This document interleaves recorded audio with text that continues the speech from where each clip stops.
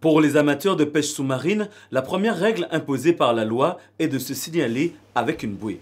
Il y a plusieurs types de bouées. On préconise d'avoir une bouée avec une forte flottabilité type planche. Alors il y a plusieurs types de planches, des grosses, des petites, mais une planche. Ça permettra, le cas échéant, si l'équipier a un problème, ou si vous avez un problème, une crampe, une piqûre de poisson-lion, allez savoir ce qui peut se passer, de pouvoir grimper dessus et se mettre en sécurité pour se reposer ou attendre, le cas échéant, les secours. En plus de se signaler, évitez les zones fréquentées, les entrées et sorties de port ou les points où les bateaux peuvent couper.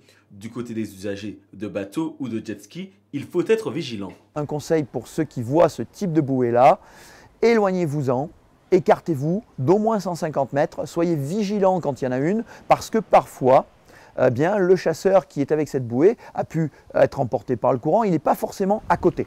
Partir accompagné reste l'une des règles primordiales de sécurité, surtout pour les amateurs de longue apnée. Faire une syncope du chasseur reste l'un des risques de la pratique. Ne jamais sortir seul et ne jamais forcer. Ne jamais sortir seul, c'est pas compliqué parce que la syncope, c'est je vais consommer tout mon stock d'oxygène, j'en ai plus assez, le cerveau se met en veille, pam, perte de connaissance. Perte de connaissance, il y a deux options. Il y a l'équipier qui est là, qui vous sort la tête de l'eau, qui enlève le masque. On respire, c'est un mauvais souvenir. Et si vous êtes seul, le souvenir, il n'y en a plus. Quand on chasse à deux, la surveillance doit être active. Un gros conseil, c'est mettez un fusil sur la bouée et prenez l'autre pour chasser. Alors celui sur la bouée servira en cas de dépannage, en cas de besoin.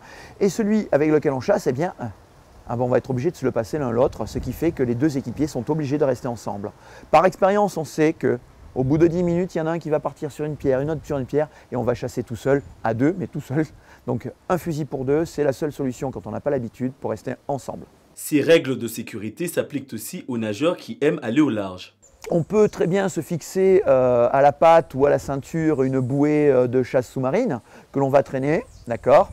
Mais depuis peu, il existe des petits gilets avec flotteur et un petit pavillon dans le dos qui sont absolument pas contraignants pour la nage et qui vous permettent à minima d'être signalés. Il est aussi possible de se rapprocher d'un moniteur de chasse ou de plongée afin d'avoir d'autres astuces et conseils pour améliorer sa pratique.